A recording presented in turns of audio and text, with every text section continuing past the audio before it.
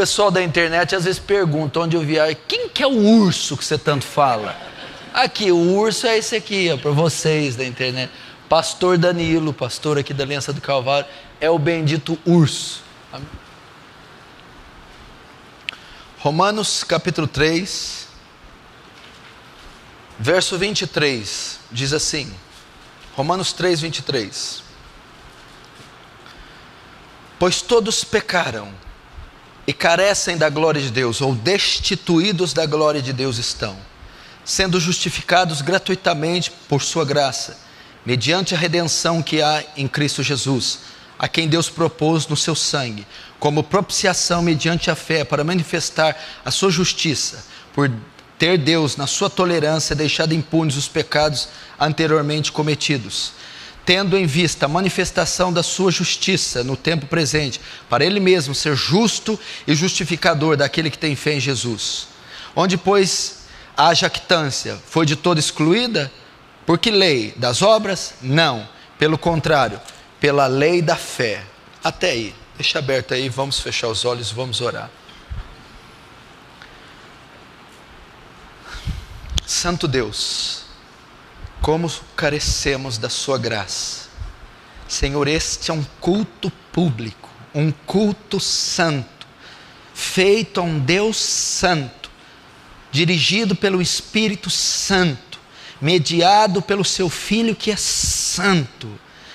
A única coisa que eu te peço, demonstra seu poder, toma as rédeas desse culto, toma corações e mentes cativos à tua palavra, que haja temor e tremor diante do seu santo nome. Somos criaturas indignas, imerecedoras de tamanha glória, e de nos atrever, dirigir a ti o rosto e nossas palavras, mas baseado nas beneficências e na aliança de Davi, baseado nas suas muitas misericórdias, eu vou a ti, na incondicionalidade do seu amor, e rogo por mim e por essas criaturas que pelo sangue do seu Filho foram feitos seus filhos. Fala conosco, ensina-nos, receba glória para si, faz teu reino avançar e nos conforma à imagem do seu Filho, em nome de Jesus, amém. Eu abri nesse texto porque à luz desse texto eu quero mais uma vez relembrar vocês, reafirmar vocês da grandiosa e a maior mensagem da Escritura. Nós estamos fazendo aqui, você sabe, uma série do evangelismo e do evangelho. E se fosse por mim, eu pregaria só sobre esse tema todos os domingos, todos os cultos, todos os dias até eu morrer, até Jesus voltar. Mas é evidentemente que a igreja necessita de abordar outros temas. Mas eu particularmente sou apaixonado por esse tema, a mensagem do glorioso Evangelho de Cristo, a grande mensagem da Escritura, o grande tema da Escritura, o tema central da Escritura. Se você é um cristão, se você se diz crente, mas não domina essa mensagem, tem algo errado com você. Infelizmente você é um cristão deficiente, débil, fraco. Você pode dominar qualquer outra doutrina, qualquer outros textos da Escritura. Você pode ser versado no grego, no hebraico, no aramaico, que foram as línguas escritas. Você pode conhecer e ir com Flávio Joséfo, o historiador Filo, e destrinchar toda a história dos hebreus, toda a história do Antigo Testamento. Você pode conhecer cada jota e tio da lei. Você pode ser versado nas cartas paulinas. Você pode ser um bom escatólogo. Mas se você não é versado, se você não domina a mensagem do Evangelho, você domina muito pouca coisa. É o tema central.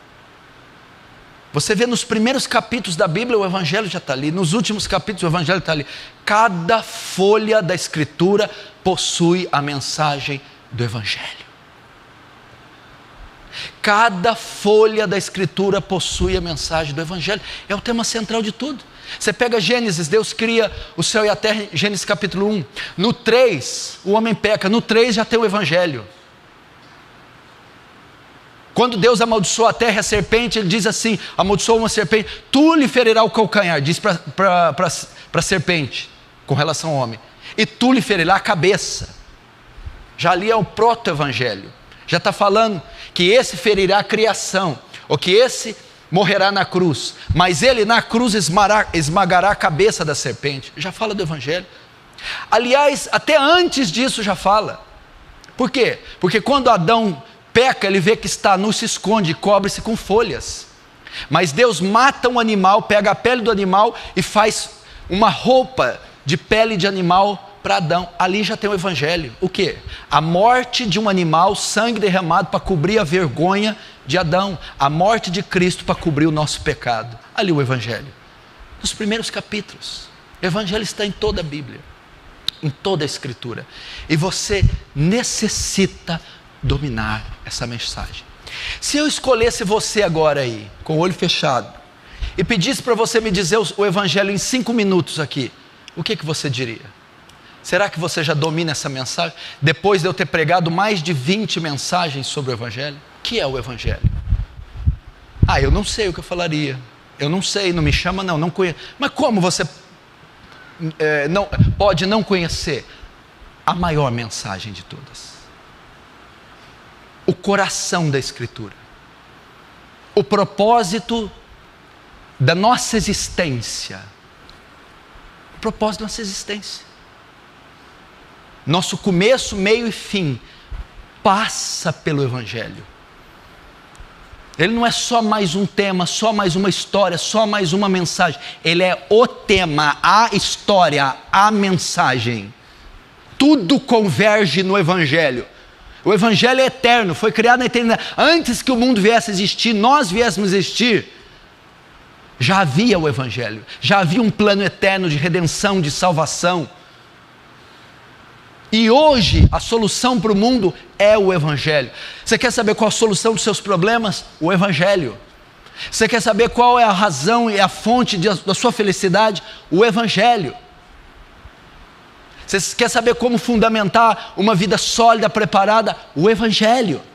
Não me venha me pedir curas de caroços, prosperidade, portazinhas abertas, ou um arrepio no final do culto, você ter um pouco de paz para dormir. Não é disso que a Escritura trata. Ela trata da reconciliação de um Deus santo com um pecador injusto mediante a cruz de Cristo. Isso é o evangelho. É ter nossos pecados apagados, cancelados. É ter a nossa aliança refeita com Deus, é ter paz com Deus, é ter quebrado o muro de separação entre nós e Deus. É ser livres da danação final, da danação eterna. É herdar novos corpos, numa nova terra, num novo céu. É isso que consiste a vida cristã, o evangelho. Agora eu pergunto a você, o que é o evangelho? Como você vive o evangelho? Como você recita, crê no evangelho? Como você ensina e prega o evangelho? Quanto tempo você gasta lidando com o evangelho? Nós precisamos saber o que é o evangelho. Nós temos uma cultura cristã hoje de profecias, de milagres, de revelações, de visões, de teologia de autoajuda, confissão positiva e tantas outras coisas, alegria e felicidade. Aonde está o evangelho nesse bojo doutrinário? Onde está o evangelho nessa salada evangelicalista? Aonde está essa mensagem? O evangelho, basicamente, é uma mensagem. Isso quer dizer o tema euangelion no grego. Boa notícia, boa mensagem. Uma mensagem, fala de uma mensagem. Essa mensagem consiste no quê? Num Deus grandioso e justo, que perdoa os pecados dos homens, salvando-os. Ele perdoa, Ele apaga as transgressões. Ele perdoa os pecadores que merecem o inferno e a ira de Deus, e os leva para o céu, para gozarem da eternidade com Cristo nos ares. Porque nós somos uma tricotomia, corpo, espírito e alma, não é isso? O nosso corpo pode se desfazer, mas possuímos almas eternas, que ou estarão por toda a eternidade no inferno, ou por toda a eternidade no céu. Dependerão de que lado elas ficarão, em quem elas crerão. Se rejeitarem a graciosa mensagem do Evangelho, a danação eterna pelos séculos dos séculos no inferno. Se receberem a mensagem, crerem e com arrependimento mostrarem obras, herdarão a vida eterna. Agora, vamos ver o coração do Evangelho. Abre em Êxodo 34. Êxodo 34, 5. Tendo o Senhor descido na nuvem, ali esteve junto dele. Dele quem? De Moisés. E proclamou o nome do Senhor. E passando o Senhor por diante dele, diante de Moisés, clamou: Senhor, Senhor, Deus compassivo, clemente e longânimo, e grande em misericórdia e em fidelidade, que guarda a misericórdia em 1000 gerações, que perdoa a iniquidade e transgressão e o pecado, ainda que não inocente o culpado, e visita a iniquidade dos pais dos filhos até a 3ª e 4ª geração. Primeiro vamos ver algo aqui que pode soar como uma incoerência. Olha o que diz ali o verso 7, que guarda a misericórdia de gerações, que perdoa a iniquidade, a transgressão e o pecado. Essas palavras aqui é um hebraísmo. Iniquidade, transgressão e pecado é que o autor tinha a intenção de dizer que não há pecados que Deus não possa perdoar. Por isso ele usa iniquidade, transgressão, pecado. Ou seja, qualquer quantidade, qualquer número, de qualquer forma, não existe pecados que Deus não possa perdoar. Mas no versículo seguinte há uma contradição na frase seguinte: ainda que não inocenta o culpado. Como que isso pode acontecer? Como que pode Deus perdoar e ao mesmo tempo não inocentar o culpado?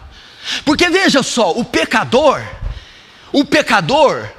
ele é culpado merecidamente. O pecador merece ser punido. O pecador não merece o perdão. Ele não merece ser absolvido. Então, a Bíblia diz que ele não tem o culpado por inocente. Então nós de fato somos culpados.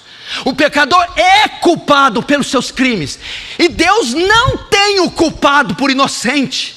Ou seja, o culpado tem que pagar pela culpa, tem que pagar pelo pecado. Mas ele diz que perdoa. Como ele pode perdoar? Veja só no Salmo 32, para você saber. Salmo 32.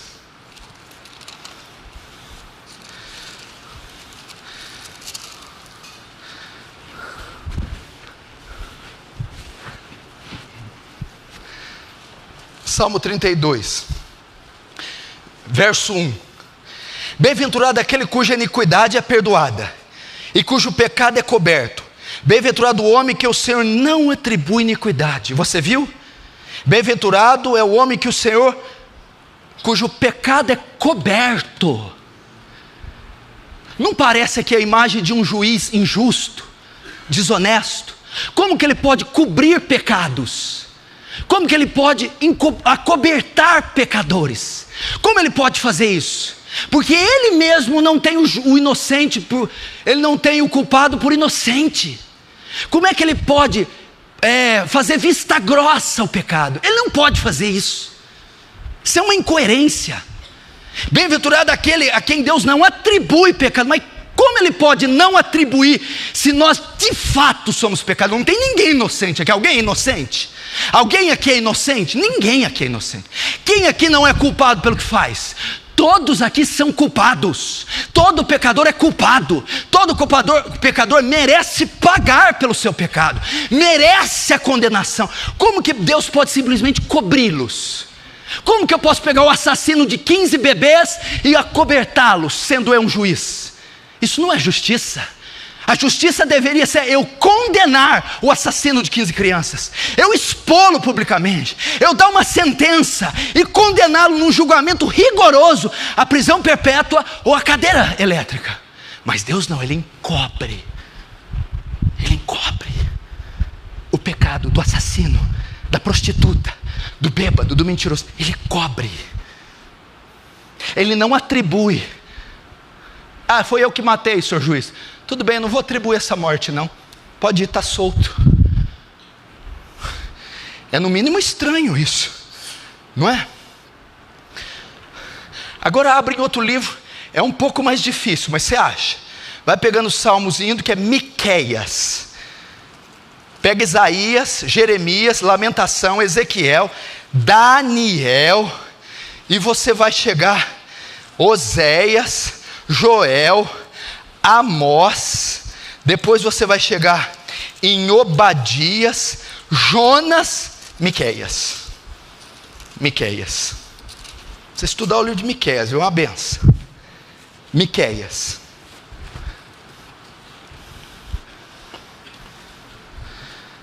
Miqueias 7.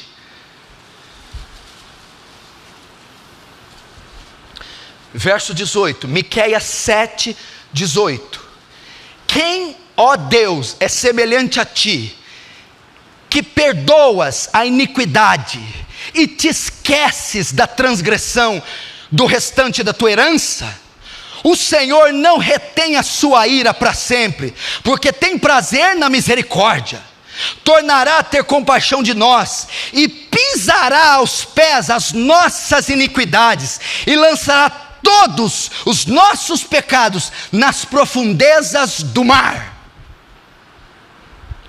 Como que Deus pode fazer isso? Como que Ele pode perdoar a iniquidade, esquecer a nossa transgressão?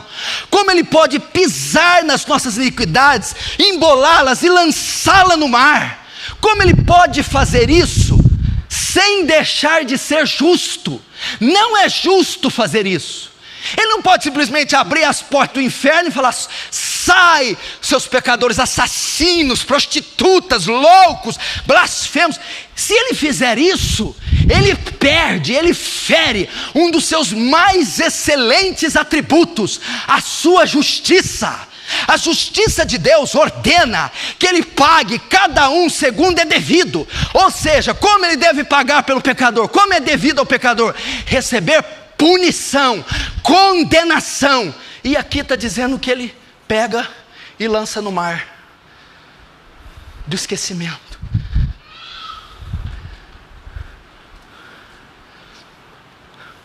Lá em Êxodo tem um paradoxo: perdoa a iniquidade, a transgressão e o pecado, mas não tem o culpado como inocente. Não tem o culpado como inocente. Como pode ser isso? As crianças no fundo, por favor, quietinhas. Como pode ter isso? Vamos ver para você ter uma ideia. Agora, Provérbios capítulo 17, para você entender. Provérbios 17.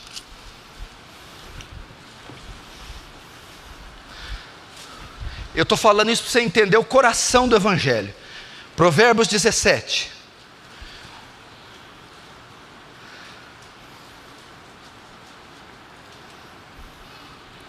Verso 15. Diz assim, ó, escuta, presta atenção. O que justifica o perverso e o que condena o justo, abomináveis são para o Senhor, tanto um como o outro. Você entendeu? Presta atenção. Aqui vem o grande dilema da Escritura. Isso aqui é o coração do Evangelho. Eu quero a atenção de todos vocês agora.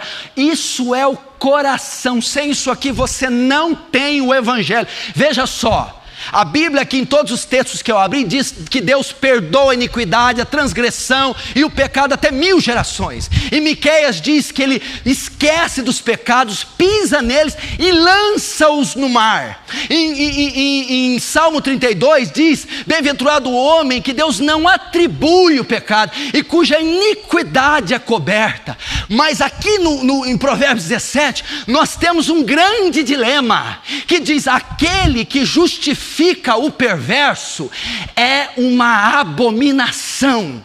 Deus não pode simplesmente perdoar os pecadores, porque eles são de fato pecadores. Ele não pode justificá-los, Ele não pode simplesmente salvá-los. Se Ele fizer isso, Ele se torna uma abominação.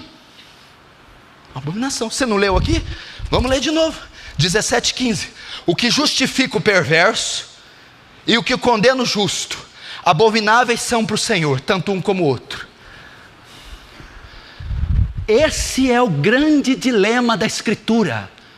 Como Deus pode justificar o ímpio? Como Deus pode perdoar o ímpio? Como Deus pode apagar as iniquidades, os pecados dos ímpios e não se tornar ao mesmo tempo uma abominação?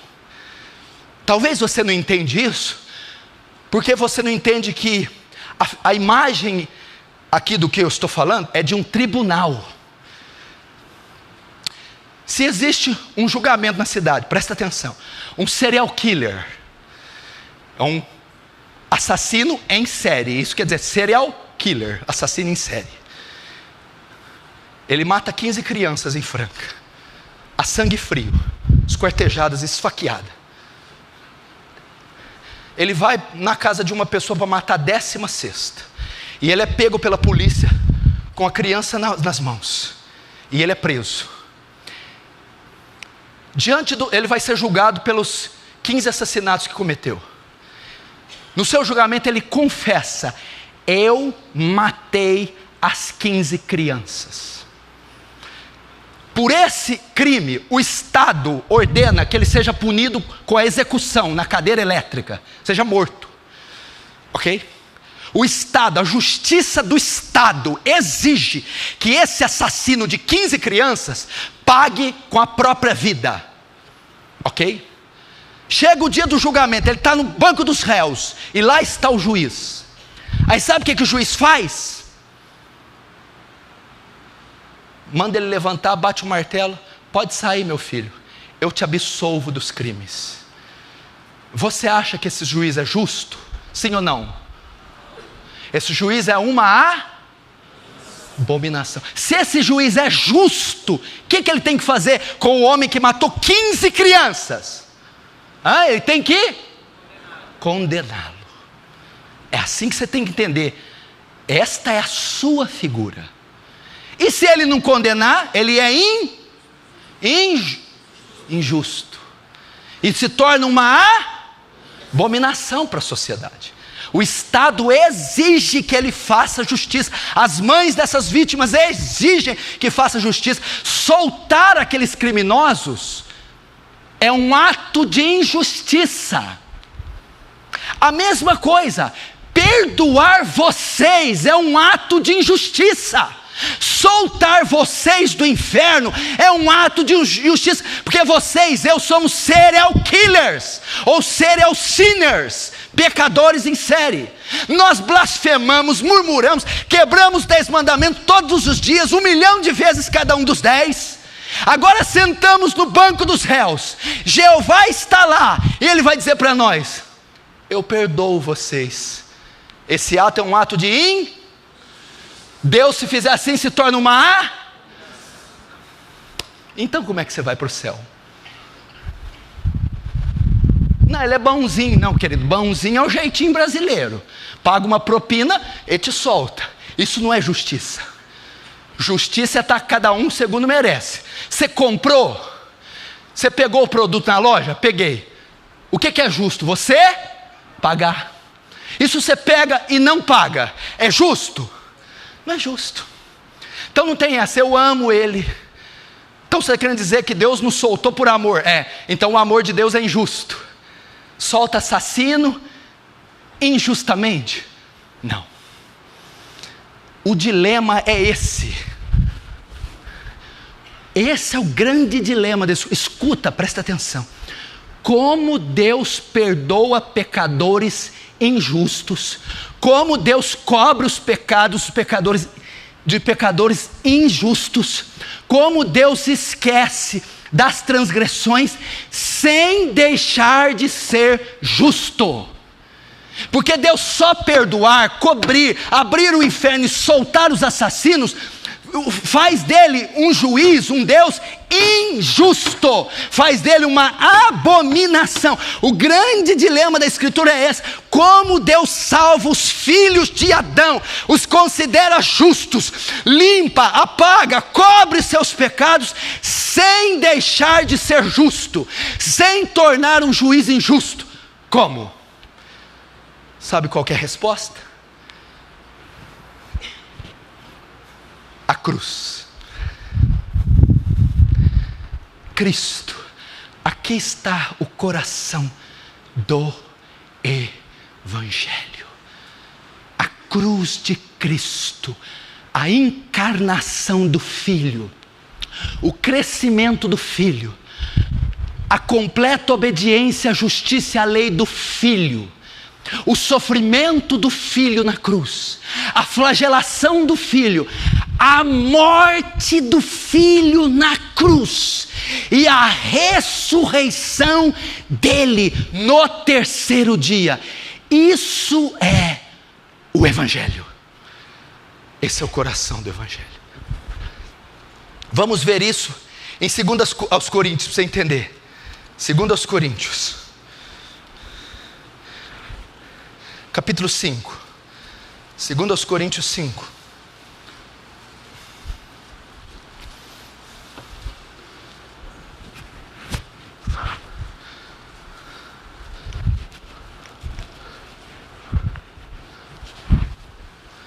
Segundo aos Coríntios 5, vamos lá, verso 15, verso 21, 2 Coríntios 5, 21, olha lá, você vai saber como Deus nos perdoa. Aquele que não conheceu o pecado, de quem Paulo está falando aqui? Aquele que não conheceu o pecado, ele o fez pecado por nós, para que nele fôssemos feitos a justiça de Deus. A resposta para esse dilema é essa: como Deus pode perdoar, justificar, salvar pecadores sem deixar de ser justo, sem se tornar um juiz injusto e ser uma abominação? É enviando o seu Filho como um sacrifício substitutivo, propiciatório, em nosso lugar na cruz. E o texto diz: aquele que não conheceu o pecado. O que está dizendo? O santo Jesus, o imaculado Jesus, o puro Jesus, o divino Jesus, sem nenhum pecado, naquela cruz, por nós se fez pecado. O que é isso? Para Deus salvar o pecador, os pecados dos pecadores tinham que ser punidos. Os pecados dos pecadores, a justiça requeria punição. A justiça pelos pecados dos homens tinha que ser satisfeita. Os pecados tinham que ser punidos. O que Cristo faz? Assume nossos pecados, trazendo de volta para o tribunal, assume nossos crimes, os homicídios, os assassinatos, a cobiça, a mentira, a inveja. Ele se faz pecado, não que ele tenha cometido, isso é uma blasfêmia, Jesus nunca pecou, mas ele assume no seu corpo, na sua humanidade, ele carrega sobre ele as culpas, as iniquidades, as transgressões dos homens. É isso que ele faz. A chamada aqui na cruz, a doutrina da imputação. Naquela cruz, Cristo, Deus, imputa nossos pecados em Cristo. Você conhece amputar? O que é amputar um braço? Tirar para fora, cortar. Imputar é inserir, colocar, acreditar. Nossos pecados na cruz, crimes, nossas culpas foram imputadas, lançadas, insufladas, jogadas sobre Cristo. Logo, nossos pecados trazem sobre nós culpa. A culpa requer uma punição. A punição vem em forma de ira. Ok? Agora, ficamos livres da culpa, livres da punição e livres da ira. Por quê? Porque aquele que assumiu o pecado, Cristo na cruz, assume também a culpa, assume também o crime, e assume também a punição, e a ira que é para ter caído em nós, cai sobre ele, naquela cruz. A cadeira elétrica foi ligada, não sobre você, não com você sentado, a cadeira elétrica foi ligada em Cristo, e foi despejada toda a descarga, não da eletricidade humana, mas da ira de Deus na cruz. Então naquela cruz, Ele paga pelos nossos pecados, satisfaz a justiça, não do Estado, a justiça de Deus, recebendo a ira sobre Ele, morrendo. Então, se fazendo o pecado por nós, pagando, recebendo a culpa por nós, sofrendo a punição por nós, em forma de ira, morrendo, Deus então, através de Cristo, pode agora nos perdoar, nos justificar, pode agora nos considerar justos e salvos. O texto ainda continua: aquele que não conheceu o pecado, Ele o fez pecado por nós, para que nele fôssemos feitos a justiça de Deus. Presta atenção, para você entender aqui. Para um pecador ir para o céu, ele tem que ser considerado justo. Mas como você pode ser considerado? Você não é justo. A questão não é que você quebrou a lei uma vez, a questão é que você não faz outra coisa além de quebrar a lei. Você não faz outra coisa. Então você é injusto. Para ir para o céu, você tem que se tornar justo. Como? Aí vem a segunda doutrina, a doutrina da dupla imputação. Se só os seus pecados fossem atribuídos em Cristo, você estaria livre da culpa do pecado. Então você não poderia ir mais para o inferno. A culpa foi lançada sobre ele. Mas também você não poderia entrar no céu, porque não há mérito nenhum em você para ir para lá. Você não cumpriu a lei, só pode ir para o céu quem cumprir toda a lei. E você já cumpriu toda a lei? Quem já cumpriu toda a lei? Cumpriu. Então como é que você vai para o céu? Dupla imputação, olha só. De sorte que uma vez o pecado de Cristo, nosso pecado é imputado sobre Cristo, ficamos livres da culpa. Só existiu um homem que obedeceu toda a lei de Moisés. Só existiu um homem que cumpriu toda a justiça de Deus. Lembra quando ele foi batizado? João Batista diz assim: ué, eu que preciso ir a ti, tu que vem a mim? Não, João Batista, convém cumprir toda a justiça de Deus. E até batizar nas águas, Jesus batiza. Só existiu um homem que cumpriu toda a justiça. Quem foi esse homem? Jesus. Logo, todo o mérito de cumprir a justiça é de quem? Mas naquela cruz ocorre uma dupla imputação. Nosso pecado é imputado sobre Cristo, e o mérito dele ter cumprido toda a lei de Deus, a justiça dele é imputada sobre nós, lançada, dada para nós, colocada em nós. Há uma dupla imputação. Olha só, o meu vil pecado que me condena é lançado sobre ele, e a justiça, o mérito dele ter obedecido toda a lei é lançado sobre mim. Então naquele instante eu me torno justo, eu recebo os méritos de Cristo, eu recebo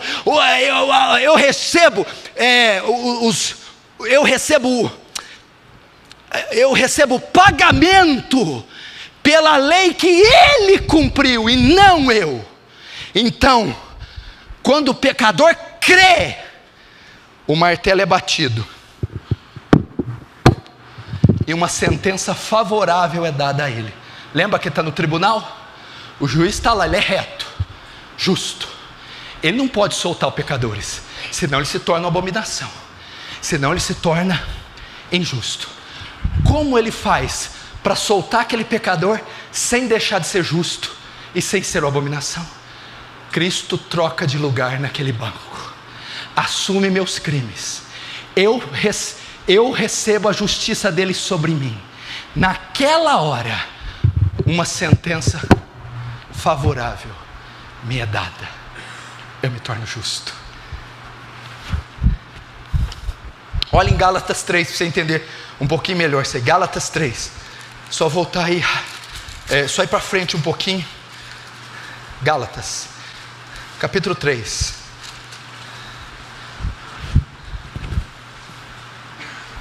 É mais forte ainda. Gálatas 3:10. Todos quantos, pois, são das obras da lei, estão debaixo de maldição, porque está escrito: maldito todo aquele que não permanecer em todas as coisas escritas no livro da lei para praticá-las. Agora o verso 13. Cristo nos resgatou da maldição da lei, fazendo Ele próprio maldição em nosso lugar, porque está escrito: maldito todo aquele que for pendurado no madeiro.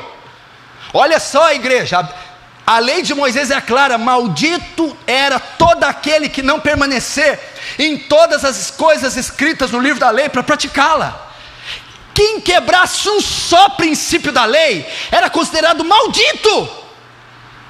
É uma maldição, e nós quebramos toda a lei. Então diante de Deus éramos malditos. Mas naquela cruz, como pode pessoas malditas se tornarem benditas, malditas herdarem a vida eterna, malditas serem perdoadas? Como pode pessoas malditas que acabaram com a lei de Moisés não irem para o inferno? O verso 13 dá a resposta: Cristo nos resgatou da maldição da lei, Cristo nos absolveu, Cristo nos protegeu dela, fazendo Ele próprio maldição em nosso lugar. E como Ele se fez maldição em nosso lugar? É só olhar o resto do versículo, porque está escrito: maldito todo aquele que for pendurado no madeiro. Cristo foi morto aonde? Numa cruz. E morrendo numa cruz, Ele foi feito levou nossa maldição. Esse é o coração do Evangelho. Isso é o Evangelho. Isso aqui. Não adianta dizer: Jesus te ama, Deus tem um plano maravilhoso na sua vida, vem para a minha igreja para você ter um pouco de paz, Deus vai restaurar seu casamento, Deus vai prosperar você de alguma forma. Isso não é o Evangelho. Não é o Evangelho. O Evangelho consiste em dizer o que Deus fez pelo pecador através de Cristo naquela cruz. Isso é o coração do Evangelho. Isso aqui realça, só isso que eu disse, realça os atributos de Deus. Como assim realça? Querido, a santidade de Deus, a justiça, elas são tão elevadas que Ele teve que matar o próprio Filho. A santidade de Deus foi tão ofendida que Ele tinha que descarregar a ofensa recebida em forma de ira sobre alguém. E como Cristo levou nosso pecado e ofensa, Ele descarregou toda a sua ira no seu próprio Filho, naquela cruz. Isso é o Evangelho.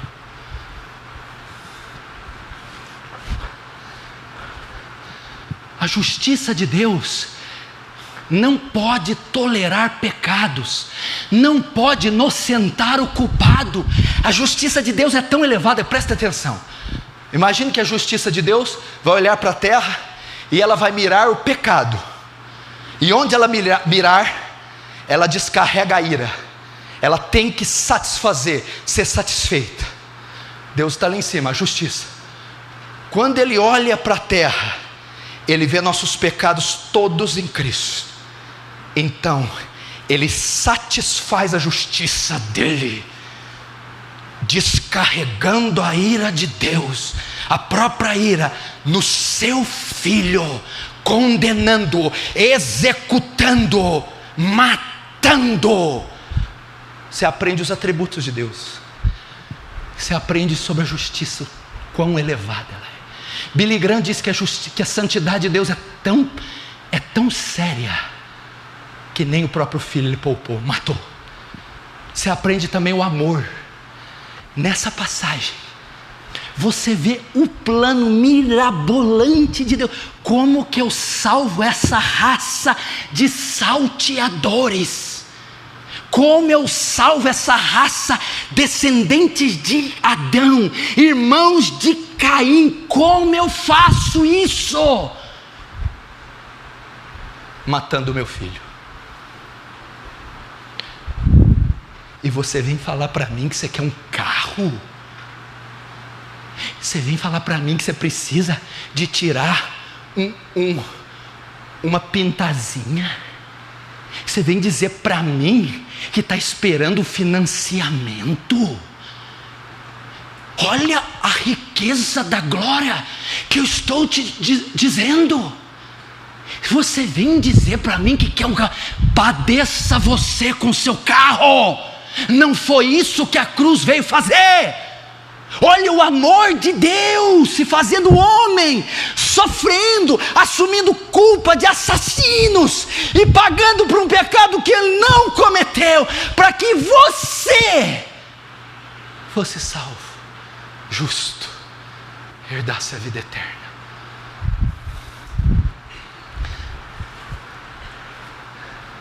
Aqui você pode ver o amor. Aqui você pode ver o coração do Evangelho. Esse é o Evangelho de Cristo. Agora você entende porque Paulo pode escrever em Romanos 3, 26, sendo Ele justo e justificador do que os crê.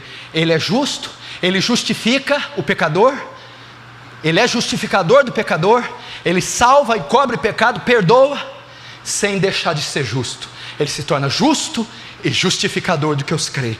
Como ele se torna justo? Como ele é justificador e justo ao mesmo tempo? Como ele justifica o ímpio sem ser uma abominação? Como ele justifica, salva, perdoa o ímpio sem ser injusto? Resposta: a cruz de Cristo.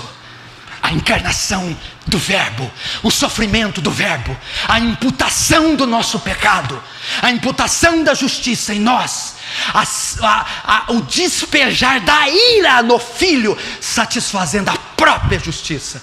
Agora eu não acabei não, se falar até aqui ainda não é o Evangelho. Falta um adendo, um item: a ressurreição.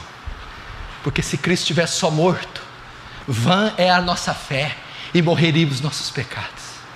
Se ficasse só na morte, não poderíamos herdar a vida eterna. No terceiro dia, glória a Deus, glória a Deus, que os céus e os anjos e a igreja, num coro uno, louvem e adorem esse nome. No terceiro dia, a morte, Pedro diz, soltas as ânsias da morte, porque não era possível que por elas ele fosse preso. No terceiro dia, ressuscitou dos mortos em glória e vive para sempre. Por que ele ressuscitou? Porque veja só, ele estava obedecendo princípios da lei, das sombras da lei mosaica. Hebreus diz assim: sem derramamento de sangue não há remissão de pecados. Hebreus 2 diz que toda transgressão recebeu justo castigo. No ano da expiação, o sumo sacerdote oferecia um animal, borrifava o sangue no propiciatório para cobrir o pecado dos homens. Cristo veio como uma propiciação, como um sacrifício vicário. Ele veio na forma de homem para salvar homens, e ele veio se se oferecer como um sacrifício. Por isso ele é chamado o Cordeiro de Deus, que tira o pecado, que encobre, que apaga, que perdoa o pecado do mundo. E naquela cruz, que é uma espécie de um altar, ele é oferecido como um sacrifício e como uma propiciação. O que é uma propiciação? Um sacrifício que aplaca a ira de Deus. Suponhamos que a ira de Deus, ela é do tamanho de um cometa, 100 vezes maior que a terra. Um cometa flamejante. A ira de Deus é um cometa. E esse cometa vinha em direção da terra. E a hora que ele chocasse com a terra, ele ia fulminar, trucidar, exterminar toda a raça humana. Pois a ira de Deus é um cometa milhões de vezes maior que esse. E ele estava vindo sobre você. O que é propiciação?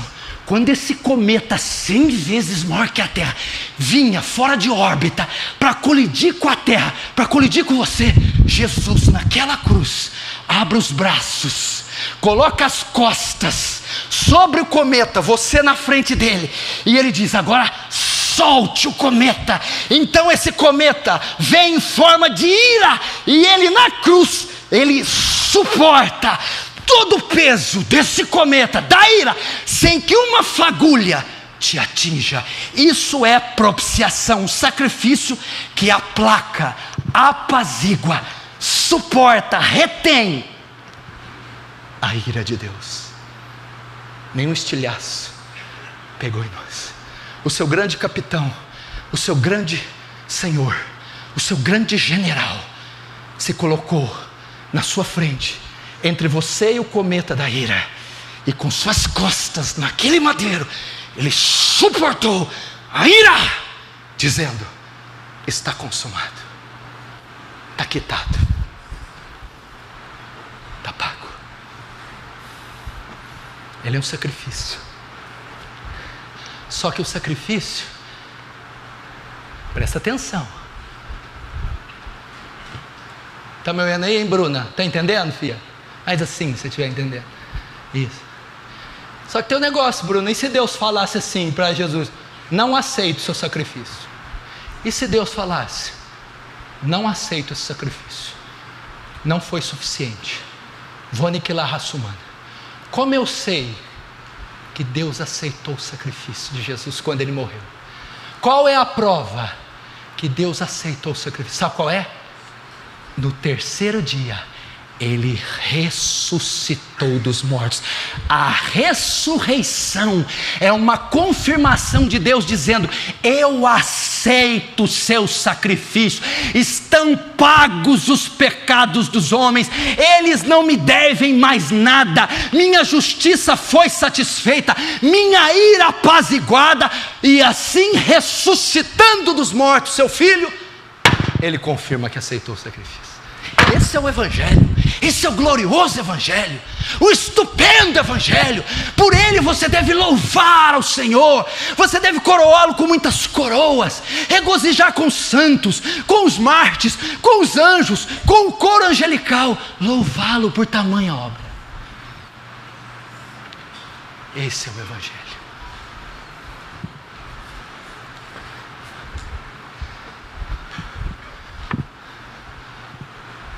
Se você não sabia isso que eu falei até hoje, então você não conhecia nada do Evangelho. Porque se você não conhecia o Evangelho, sim. Como que você pregava? Olha, Jesus morreu por você na cruz para te salvar. E se o pecador fala assim: e por que ele teve que morrer na cruz? Por quê? Por quê? Porque ele tinha que morrer. Não, eu quero saber por quê. Por que ele ressuscitou? O que aconteceu naquela cruz? O que foi feito lá? Por que Jesus? Por que ele era homem? Por que ele ressuscitou? Por que foi sangue? Por que foi cruz? Por que foi madeiro? Não sei. Então você não sabe o Evangelho. Esse é o coração do Evangelho. Como Deus justifica, salva, perdoa pecadores. sem se tornar um Deus injusto, sem ser uma abominação. Ele não pode simplesmente abrir o inferno e dizer: saiam pecadores. Se ele fizer isso, ele se tornará a maior abominação da história, o ser mais injusto que já existiu. Ele não pode fazer isso. Agora, como ele faz? A resposta é a cruz de Cristo, a encarnação, a morte, sepultamento e ressurreição do Filho de Deus. Se você concorda comigo que essa é uma gloriosa mensagem, se essa rude cruz te alcançou, se você pode derramar lágrimas, não é porque tem um carro zero na sua casa,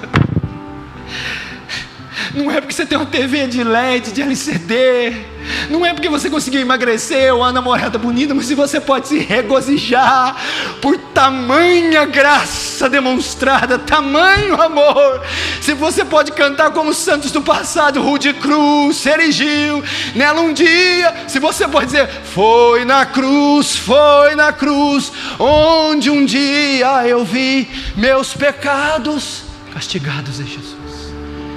Se você pode cantar a cruz, se você pode bater no peito, miserável, imerecedor, pecador, mas salvo pela graça de Deus. Se você pode cantar Amazing Grace, how sweet the song, ó graça maravilhosa, como é doce o seu som, que salvou um miserável pecador. Essa é a história das histórias, o tema dos temas, a mensagem das mensagens. Essa é a nossa vida, o glorioso Cristo. E daqui um dia, esse esquadrão que está sentado comigo será tomado aqui em glória e apresentará diante dele com suas fardas angelicais, as suas fardas celestes, as suas fardas alvas como a neve, batendo continência em fila para o capitão da salvação. Os portões serão abertos e você será convidado por ele mesmo: vinde rebanho, vinde benditos do meu Pai, entrai na salvação, gozai da eternidade para sempre. Você verá isso. Oh, glória a Deus. Feche os seus olhos, curva a sua cabeça. Glória a Deus, glória a Deus. Agradeça, glória a Deus. Agradeça por essa cruz maravilhosa, por essa cruz bendita.